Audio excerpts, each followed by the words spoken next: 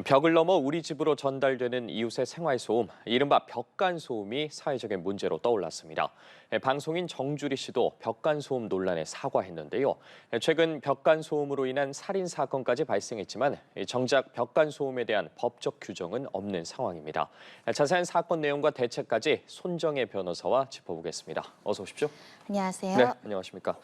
한 온라인 커뮤니티에 연예인 가족 때문에 고통을 받는다는 글이 올라왔습니다. 벽간소음 때문인데 연예인 정주리 씨로 밝혀졌잖아요. 네, 그렇습니다. 일단 커뮤니티를 통해서 이제 생활 소음 때문에 너무나 불편하다라는 취지의 글이 올라왔는데요. 실명을 거론하진 않았지만 아들이 4명 있는 집, 코미디언 이렇게 해서 정주리 씨가 특정이 됐고 본인도 더 노력하겠고 소통하겠다라는 입장을 발표한 상황입니다. 일단 정주리 씨 이웃이 쓴 글을 살펴보면 이제 주장은 밤 12시까지 큰 아이들이 이제 소리치면서 놀고 또 아이가 어린 막내 같은 경우는 새벽에 또 깨어서 많이 이제 수십 분씩 울어서 그 소음이 좀 참기 어렵다 이런 취지의 글인데요.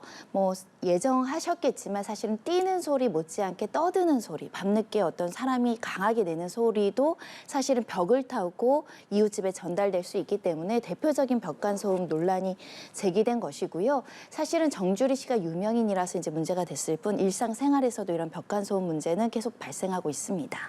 그러면 일단 관련 논란은 일단나게 된 겁니까? 정주리 씨가 사과를 했다고 하더라고요. 네, 사과를 하고 그동안 이제 뛰지 말 것을 많이 이제 권유하고 이제 노력을 했으나 또 벽간소음까지는 아마 신경을 못 썼던 것 같습니다. 사실 벽간소음이라는 특징이 딱 옆집에서 나는 소리가 아니라 위나 대각선에서도 올 수 있기 때문에 정확하게 어디서 나오는지 몰라서 문제 해결이 좀 쉽지 않은 측면도 있고요. 일단 정주리 씨가 옆집을 찾아서 재차 사과하고 개선하겠다라고 다짐하고 있습니다. 네, 이런 벽간소음 문제 강력 범죄로까지 이어지기도 하는데 지난 2월에 수원에서는 살인 사건까지 벌어졌어요. 네, 매우 좀 잔혹한 사건이었는데요. 사실 벽간소음에 더 취약한 곳이 이 공동주택 중에서도 원룸이라든가 고시원입니다. 이 사건의 발생 장소도 원룸 테리라는 사실 벽이 굉장히 가깝게 이웃과 있을 수밖에 없는 주거 공간에서 20대가 이제 평소에 이제 소음 문제로 다툼을 야기한 피해자를 살해한 사건이고요. 살해 직후 이제 피해자가 원인을 제공했다라고 이제 책임을 전가하기도 했지만 나중에는 반성하는 태도도 보였습니다. 이 20대 남성이 범행 은폐 시도를 하기도 했는데 검찰은 22년을 구형을 했습니다. 재판부 판결은 어땠습니까? 징역 15년형이 이제 선고가 됐는데요. 일단은 재질은 굉장히 좋지 않습니다. 목 졸라 살해하고 특히 이제 복도에 있는 CCTV를 은폐하기 위해서 전원을 차단한 시도라든가 특히 이제 사람이 죽은 상태에서 이제 화장실 같은 데 이제 유기한 점들은 굉장히 재질이 좋지 않다라고 평가를 했는데 이 사건 이후 본인의 어떤 잘못을 인정하고 스스로 이제 자수한 점 이런 것들은 유리한 양형으로 평가를 했고요. 다만 이제 재범 위험성이 좀 높다라고 이제 폭력성에 대한 부분이 평가가 돼서 이 자수하는 점 여러 가지 사정을 참작해도 강력 범죄이기 때문에 징역 15년형이 선고가 됐습니다. 1심 판결에 대해서 검찰은 형이 너무 가볍다. 반면 이 남성은 형이 너무 무겁다면서 지금 쌍방 항소를 한 상황인데 2심 재판부 판결 어떻게 예상하십니까? 일단 검찰에서는 피해자 유족의 용서를 받지 않았다, 합의가 되지 않은 점, 이 부분이 이제 조금 더 항소 이후로 더 엄벌에 처해진다라는 입장이고요. 일단 피고인 입장에서는 반성하는 점, 자수하는 점 이런 것들을 비추어서 선처해달라고 하는 상황인데 특별히 피해자 유족과 합의되지 않는 한 원심이 그대로 유지될 가능성이 높습니다. 그렇군요. 벽간소음 때문에 이렇게 흉기를 들고 이웃을 찾아가는 사건들이 계속 발생하고 있다고 하더라고요. 강력범죄로 계속 이어져서 좀 우려되는 측면이 있는데요.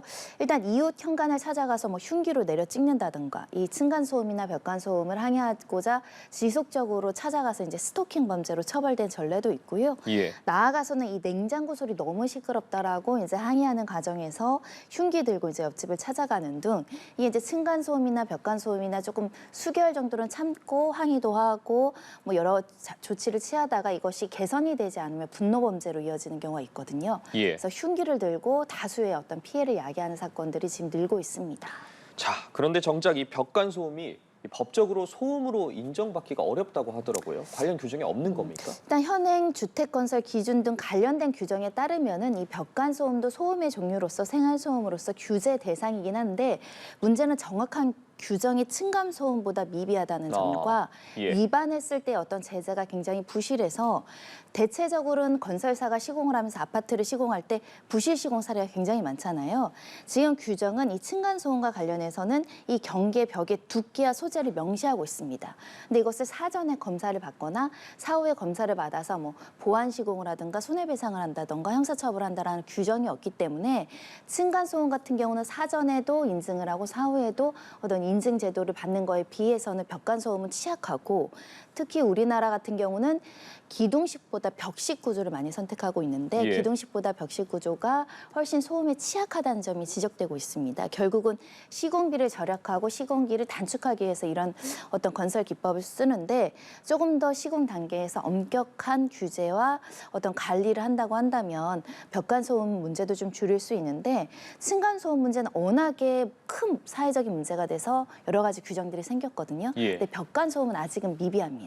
벽간소음도 하루빨리 좀 규제나 뭐 개정이 필요해 보이는데 그렇다면 이게 법적으로 만약에 문제가 됐을 때 어떤 절차가 진행되는 겁니까? 사실 변호사들이 상담받았을 때 가장 곤란하게 층간소음, 생활소음에 대한 부분입니다. 예. 왜냐하면 손해배상을 청구한다고 하더라도 피해자가 이 소음이 이만큼 뭐 49데시벨, 60데시벨까지 소음이 났다라는 걸 증거를 제출해야 되는데 소음을 내는 그 상황에서 뭐 녹음한다던가 이런 것들이 굉장히 어려운 측면들이 좀 있거든요. 그리고 감정적인 부분이 굉장히 격해지기 때문에 사실은 국가에서도 뭐 예를 들면 국가 소음 정보 시스템이나 이제 환경 분쟁 조정 센터라든가 뭐 중앙 공동주택 관리위원회 같은 조직들이 많이 있어서 조정 중재해주는 그 기관들이 굉장히 늘어나고 있고 지자체별로 층간 소음과 관련한 조정위원들이 굉장히 많습니다.